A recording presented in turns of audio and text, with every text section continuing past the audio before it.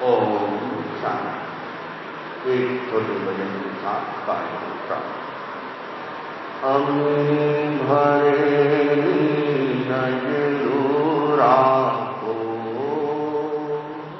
अमी भरे नजरूरा को, महावीर श्री भगवान रे, दर्शन आपो दुखड़ा पापो, दर्शन आपो दुखड़ा पापो, महावीर श्री भगवान रे, अमी भरेली नजरूरा को, महावीर श्री भगवान रे, चरण कमल माशीष नमाओ, वंदन करो महावीर रे, दया करीने भक्ति दे दो, दया करीने शक्ति दे दो, महावीर श्री भगवान रे, अमी भरेली नजरूरा को, महावीर श्री भगवान रे, भक्तो तुम्हारा करे विनती, साप जो महावीर रे, मुझ आंगन माँ भास समारो, मुझ आंगन माँ भास समारो, महावीर श्री भगवान रे, अमी भरेली नजरूरा को, महावीर श्री भगवान रे, श्रद्धा से नमन करे हम, तेरा अनुसरण करे हम, पल पल स्मरण करे हम, महावीर स्वामी, महावीर स्वामी, ओंकार संयुक्तम नित्यं ध्यायन्ति योगिनः, कामदं मोक्षदं देव, ओंकाराय नमो नमः, ओंकाराय नमो नमः। परम आराध्य के पावन चरणों में वंदन। अद्य विराजित मुनि ग्रंथप्रेमी भाइयों को 12 भावनाओं के अंतर्गत बोधि दुर्लभ भावना की बात बताई जा रही है। बुद्धताम बुद्धताम बोधिरपि दुर्लभा, जलतिरपति सम्यक् राजाताम स्वैतमीय बाध्यताम, बाध्यताम गति संसारि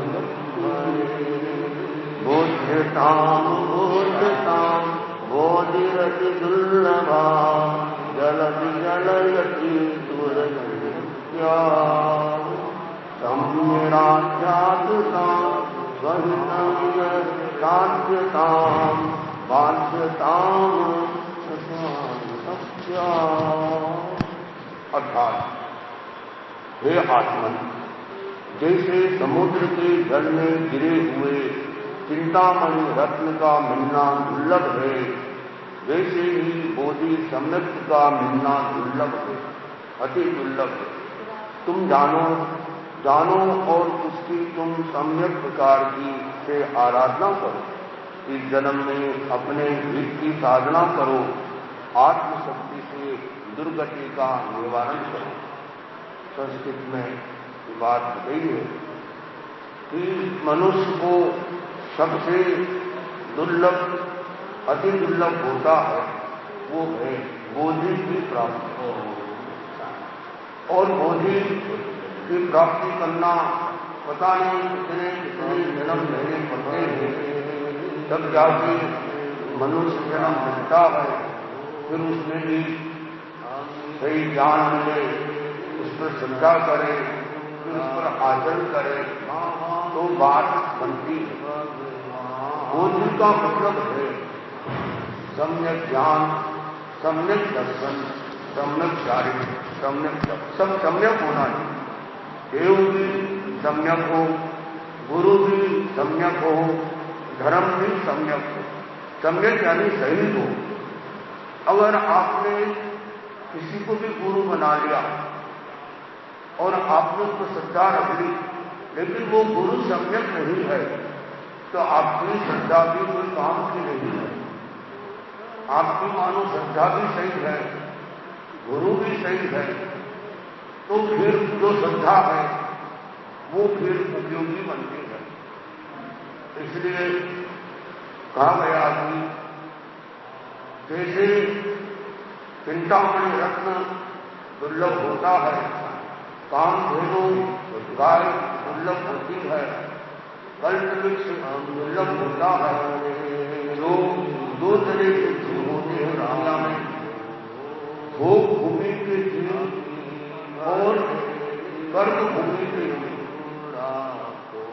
हम लोग कोई आपसे पूछ लें कौन सी भूमि के जीव है, हम लोग अकर्म भूमि के जीव है या कर्म भूमि के जीव है, तो कहा जाएगा हम लोग कर्म भूमि के जीव है।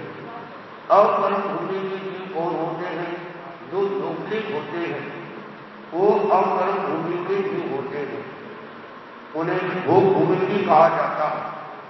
और ऐसे इतने सरल होते हैं, दीक्षा को नहीं ले सकते हैं, लेकिन वह अपना अंतिम समय में इस तरह से भावना करते हैं तो उच्च गति को प्राप्त करते हैं। अब जैसे योग की बात, भगवान ऋषभदेव अपनी बहन का नाम सुमंगला मंगल में आया निन्यानो पूर्ण। उस समय जमाना रहा होगा, भाई अपनी बहन से शादी करने रहा। भगवान ऋषभदेव, भगवान भाग्य बने, ऋषभदेव ने परंपरा के अनुसार साथ में जिसका बहन का जन्म हुआ उसका नाम था सुमंगला। सुमंगला के साथ शादी हुई और शादी के बाद में एक युगल पैदा हुआ। युगल भी कौन सा? एक भाई और एक बहन। भाई का नाम भरत जी, बहन का नाम ब्राह्मी।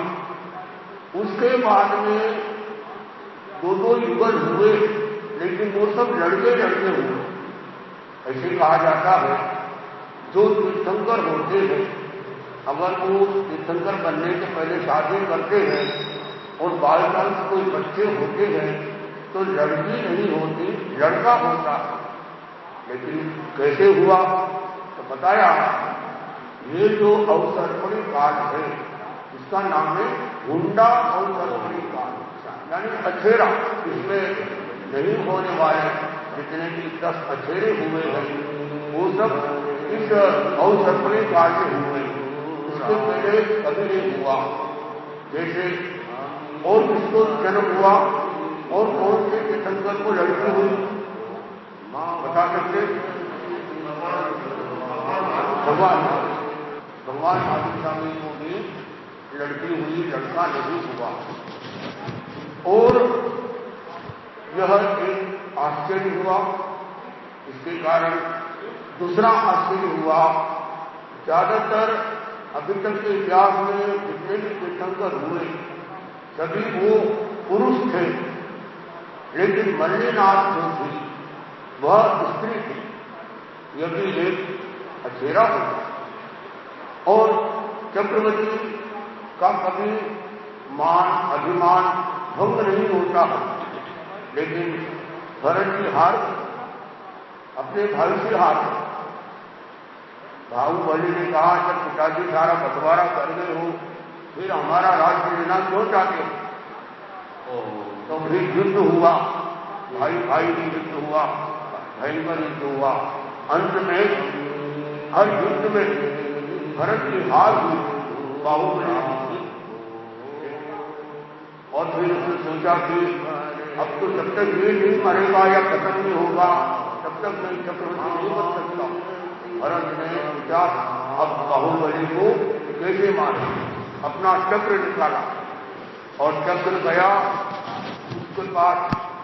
उसने सोचा ये मर जाए बाहुबली, लेकिन वो चक्र भी देखो, चक्र और बाहुबली की बाहुबली 3 बार प्रदक्षिणा कर दी उस चक्र ने, और वापस चक्र उसके पास में आ गया। अब वो बाहुबली से किसी भी इंसान से एक समय तक तो वो आदमी सहन कर लेता है, कोई भी हुआ। ज्यादा किसी को परेशान करोगे, सबके सहन सबके समान नहीं होती है। बाहुबली को बड़ा गुस्सा आया, 5 युद्ध में हार गया, फिर भी मुझे मेरे ऊपर मारने के लिए चक्र छोड़ा गया। और उसने बाहुबली ने क्या किया, मुट्ठी उठाई, सोचा अब मैं इसको मार दूंगा। और देवताओं ने कहा, जो सहस्रम सहस्रान गंगा में एकम अपमान एक से परमोत्ता। युद्ध में हजारों लोगों को मारने वाले से ज्यादा बड़ा योद्धा कौन होता है, जिसने अपने आप को जीत लिया। ऐसी प्रेरणा मिली और मन में चिंतन आया, मैंने मुट्ठी उठाई है, ये मुट्ठी मेरी खाली न जाए। क्या किया, उस मुट्ठी से 5 मुट्ठी करे लोहे, 5 मुट्ठी का लोट होता, उसका भी तरीका। ठीक पहले ये मुट्ठी से यहां का लोट किया जाता है, तो लोट करने वाले जानते हैं कि लोट पहले यहां से किया जाए, फिर लोट यहां से किया जाए, फिर लोट पीछे से किया जाए, फिर लोट आगे से, फिर एक मुट्ठी बाकी रह गई। और ऐसे तीर्थंकर हुए जिन्होंने 4 मुट्ठी लोट किया, 5 मुट्ठी नहीं कर पाए। बता सकते आप क्या तक 5 मुट्ठी लोट होती है? जब ऋषभ देव दीक्षा ले रहे थे, उन्होंने चारों तरफ से लोट किया अपने हाथों से, और जब यहां से करने गए, इंद्र ने, देवताओं ने कहा आप ये मत करो, आप सुंदर नजर आए। जब योग की बात, अब एक बार उन्होंने बात खत्म से बात मान ली, तो वो दूसरी बढ़ती गई बढ़ती गई, सिखा सकती इतने मेरा था आपको। फिर उन्होंने क्या किया, ये 5 मुट्ठी लोट किया और भिक्षा ले, बाहुबली भिक्षा लेने के बाद में मन में सोचा, मेरे से जो 98 भाई है, एक तो मेरे से छोटे, दीक्षा ले ली तो वो मेरे से बड़े हो गए। अब मैं उनके पास जाऊंगा, मुझे वंदना करनी पड़ेगी। थोड़ा सा ईगो रह गया काफी, बोले मैं नहीं जाता हूं, यहीं खड़ा खड़ा ध्यान करता हूं। लगभग 12 महीने तक वो ध्यान की मुद्रा में खड़े थे और बिल्कुल अकंपन। देखिए पैरों में घोंसले बना लिए गए और पक्षी वगैरह सब लोगों ने अब पत्थर की तरह हो गए एक तरह। और भगवान ऋषभदेव को पता चला, वो तो केवल जानी अपनी दोनों लड़कियां ब्राह्मणी और सुंदरी को कहा कि अपने भाई को बुला कर लेके आओ, वो हाथी के होने के पड़े। तो उन्होंने कहा, वीरा मारा गज सती करो, वीरा मारा, बार बार ये आवाज दी, आवाज तो ये मेरी बहनों की है, और लेकिन ये गलत बोल रही है। गज तो गज में हाथी पे काम खड़ा हूं, मैं तो जमीन पे खड़ा हूं। आज की वो स्थान सुरक्षित से देख लिया, उस प्रतीक के रूप में वहां पर एक श्रवण गुरुला में ये 56 कितनी फुट लगभग मूर्ति में देख के आया, आपने भी देखी होगी। वो ऐसा एक ही पत्थर से बनी है, वो खड़ी मूर्ति बना जितनी बनी है। तो बोले वीरा मारा गज सती, फिर गज यानी तो गज अहंकार रूपी हाथी पे मैं खड़ा हूं। मैं क्यों खड़ा हूं? मैं सोचता हूं कि मेरे भाई को, मैं छोटे भाई है लेकिन वंदना करूं, क्यों करूं मैं? ऐसा मन में हमका, क्या छोटा क्या बड़ा। और एक प्रेरणा मिली, भूल जाओ भूलने से केवल ज्ञान किसको हुआ? कोई आपसे पूछे तो कहना बाहुबली को हुआ। रोते रोते भी केवल ज्ञान हुआ, किसको हुआ? गौतम स्वामी को। नाचते नाचते केवल ज्ञान हुआ, किसको? इलायची कुमार को, इला प्रकृति से कहते हैं। और उपायन सुनकर केवल ज्ञान हुआ, तरह से देश का कांटा निकाल के लिए जीवन का कांटा किसने निकाला? रोहिणी जोर नहीं। और जट्टू को छूटते छूटते केवल ज्ञान हो गया, किसको बता सकते हो? चंदन मुनि को। और खिचड़ी खाते खाते केवल ज्ञान हो गया, गुरु। और ऐसी घटना आती है, पति लेखन करते करते केवल ज्ञान हो गया, भोजन करते करते केवल ज्ञान हो गया, नाटक देखते देखते केवल ज्ञान हो गया। आषाढ़वती आचार्य हुए, नाटक देख रहे थे और वो नाटक में से तल्लीन हो गए और उनको फिर केवल ज्ञान कब होता? भावधारा जब निर्मल हो जाती है, आदमी ऊंचे भाव श्रेणी पर चढ़ जाता है तो केवल ज्ञान होता। इस तरह से कहा गया है कि चक्री भोजान नर भव दुर्लभो ब्राह्मताम घोर संसार कक्षे बहुनि भोदार्य यस्ति न्यायते मोह मिथ्यात्व मुख गरिष्ठम। अर्थात भाव ये है कि जैसे चक्रवर्ती होता है और चक्री भोजा नर भव दुर्लभ, जैसे चक्रवर्ती का भोजन मिल गया और फिर बाद में नहीं मिलता है, वो दुर्लभ है। एक आदमी आया और कहा, चक्रवर्ती के पास में गया कि मैं दिनहीन हूं, मेरी खाने की व्यवस्था कर। मैंने खाने की व्यवस्था करना है तो मैं आदेश देता हूं, रोजाना एक घर में तुमको खाना मिलेगा। और वो करते करते एक दिन उसका नंबर आया चक्रवर्ती की यहाँ, और चक्रवर्ती की वहां पर खीर बनाई और उन्होंने खीर खाई। बोले और कभी नंबर आएगा? आने का आया, खीर खाने का। सब जगह घूमा, सौराष्ट्र डाक योनी लगभग पता नहीं कितना संसार में वो घूमता रहा, पूरे गांव का पूरे शहर का खाना खा लिया, लेकिन उसके मन में हो रही यार वो वाली खीर जो चक्रवर्ती ने बनाई थी वो खिलाई, वो तो मिली नहीं रहा। जैसे चक्रवर्ती की वो खीर दुर्लभ है, वैसे ही मनुष्य जीवन में दुर्लभ है। तो कहा गया हम अपने जीवन में बोधि को प्राप्त करें, संबोधि को प्राप्त करें। संबोधि खलु दुर्लभा, यदि इस जन्म में संबोधि नहीं मिली तो भविष्य में मिलना दुर्लभ। तो जो लोग ज्ञानी होते हैं और प्रबुद्ध होते हैं, जो शांत होते हैं, उनको बोधि की प्राप्ति हो सकती है। शांत संत कौन होता? कितने अक्षर है संत? 3 अक्षर, स न त। स यानी इसमें समता हो, न यानी नम्रता हो, त यानी तपस्या हो। और आचार्य श्री महात्मा जी आगे की बात फरमाते हैं, संत कौन? जो शांत है। अब संत बन गए, शांति नहीं बिल्कुल, तो वो संतता में कमी। और अगर संत शांत है वो संत है। इस अपेक्षा से यदि आप व्रत में रहते हो और आपके आगे चेतना वासना शांत है, तो इस परिभाषा के आधार पर आप भी संत हो। कई ऐसे सन्यासी होते हैं जिसे कहते हैं गृहस्थ सन्यासी, घर में रहकर भी साधु के साथ जीवन की। ऐसे हुए जैसी मल्टी सुराना, कैसी मल्टी सुराना, और जैसे बहुत ऐसे पुण्या श्रावक बहुत सारे मिले, बहुत तो गिनती भी मिले। आज इतना बड़ा उदयपुर है, मेरे ख्याल से उदयपुर में एक भी श्रावक ऐसा नहीं होगा जो गरिमाधारी श्रावक हो। वर्तमान में तो मुझे यहाँ उदयपुर में तो नहीं, और जगह तो मिल जाएगा। धीरे धीरे इसकी लोग समझ रहे हैं, बहुत सरल है। सोचो इतना उसको जीना है।